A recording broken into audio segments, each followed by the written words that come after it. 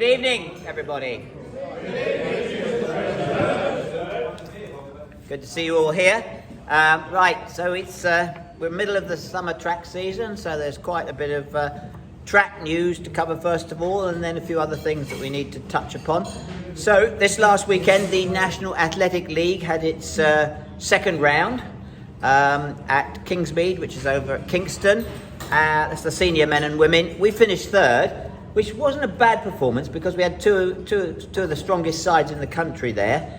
And we did have a problem getting some athletes out, both due to injuries and, of course, we're in the middle of exams for some of the younger ones.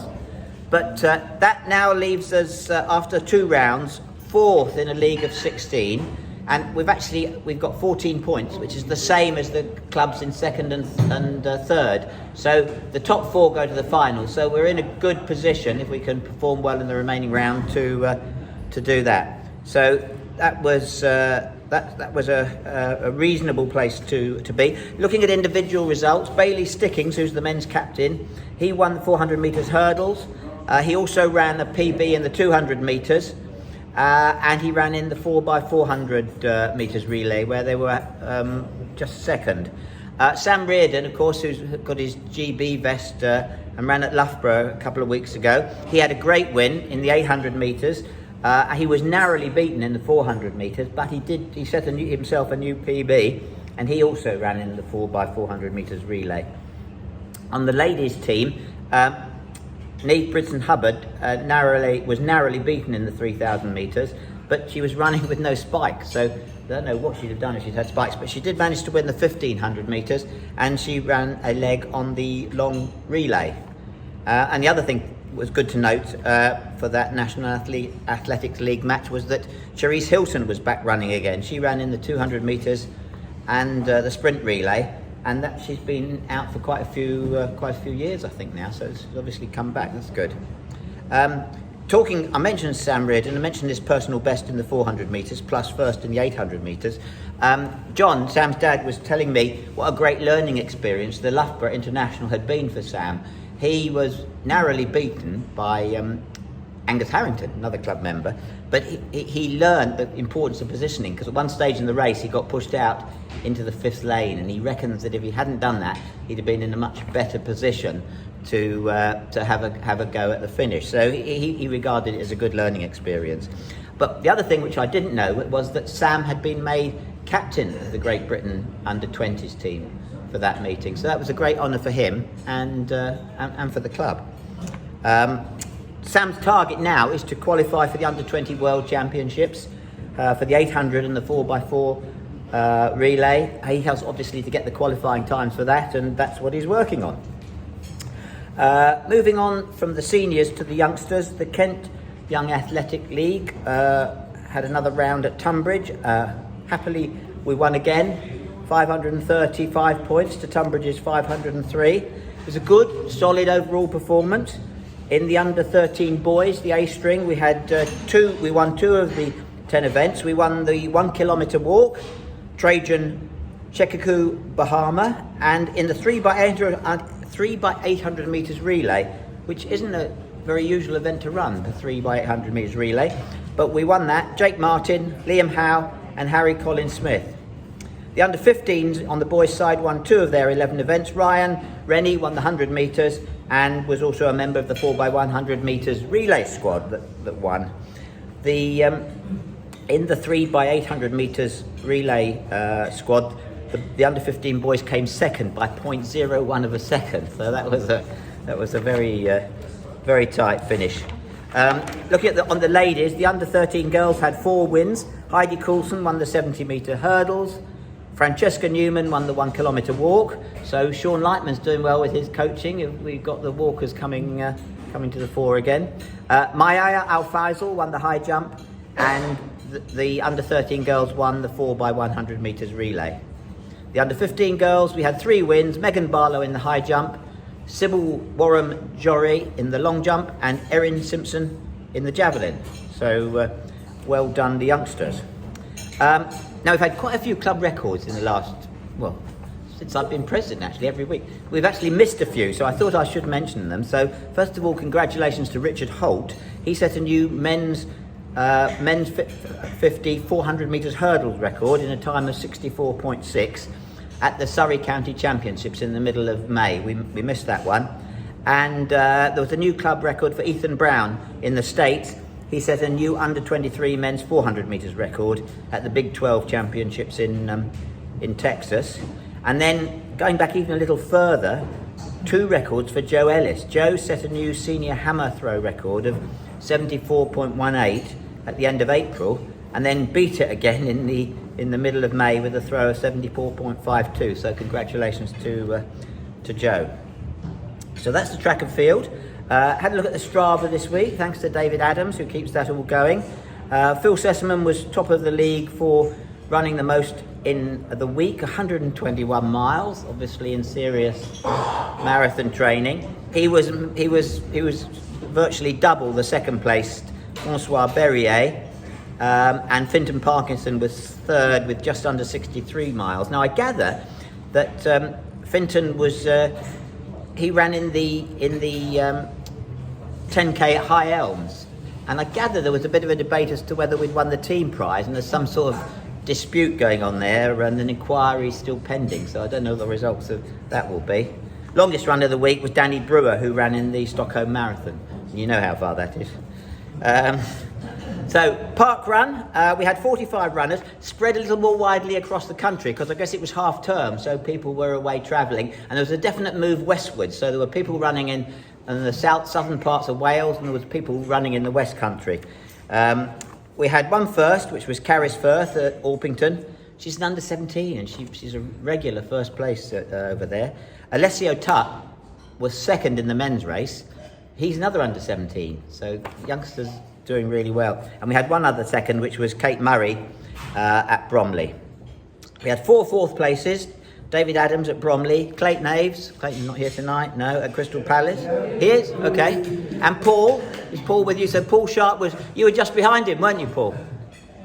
6th, yeah. Steve Huff was 4th at Colby, which is in South Wales, and Richard Daniels, no relation to Ken, I'm assured, at Lanhydrock in Cornwall, yeah.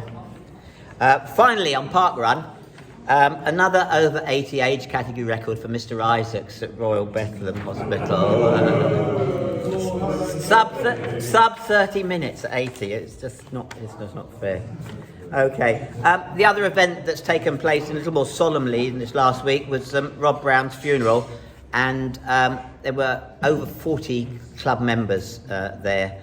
And Steve delivered a very fitting and well-deserved tribute. And Steve just would like to pass some feedback from Brenda, I think, on when.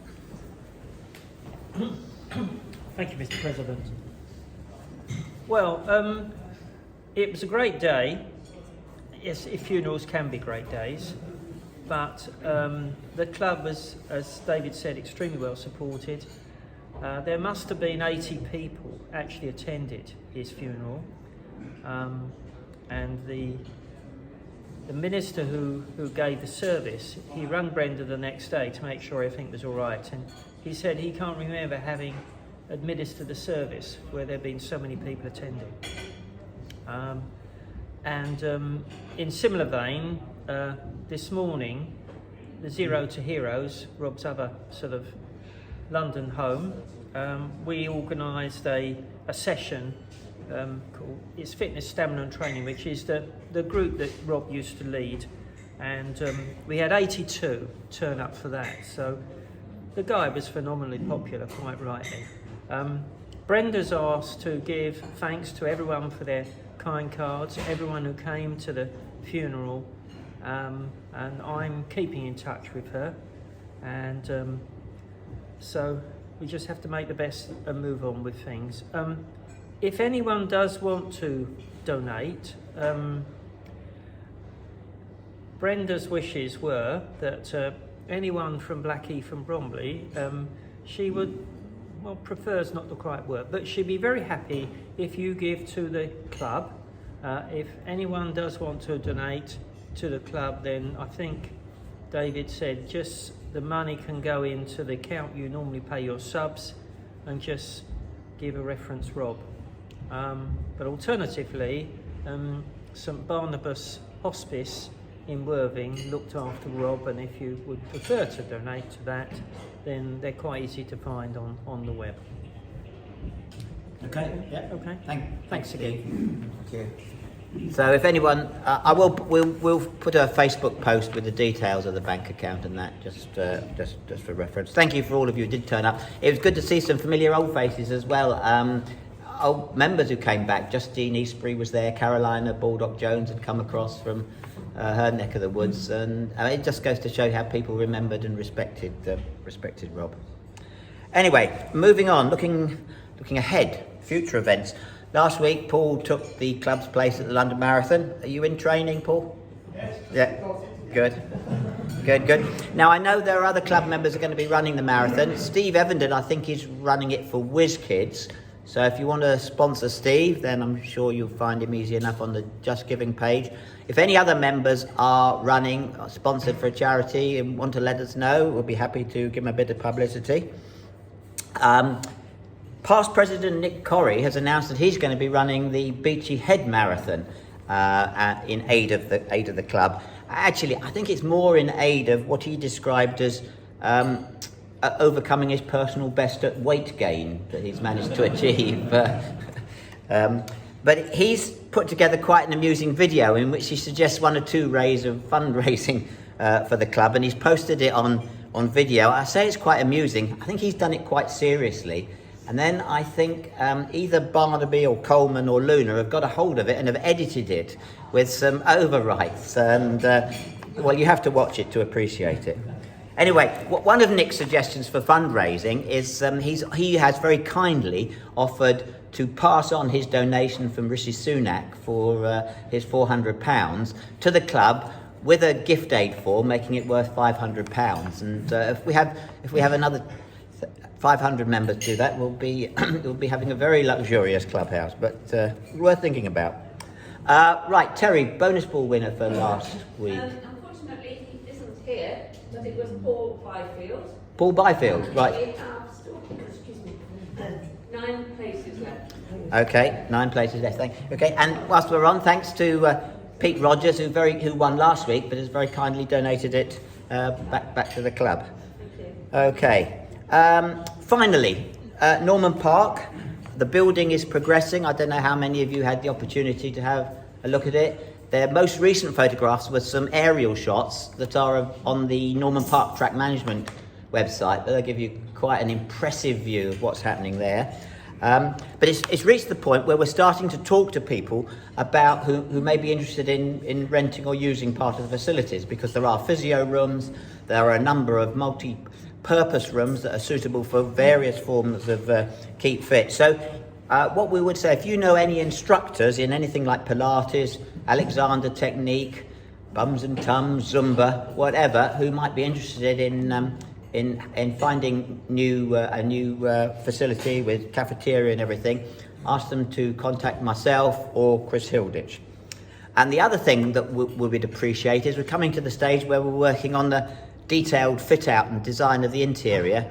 And if there are any members here, or you know of anybody or people listening who might see this subsequently, who have any interior design experience, we'd be interested in hearing from them to see if they can help us out, because we have the challenge of trying to recreate an atmosphere that stamps it as our clubhouse and not just the local authority sports facility. Okay, right. Is there any other news? Anybody been doing any silly runs or walks, or is that it? That's it. Okay, till next week then. Good night.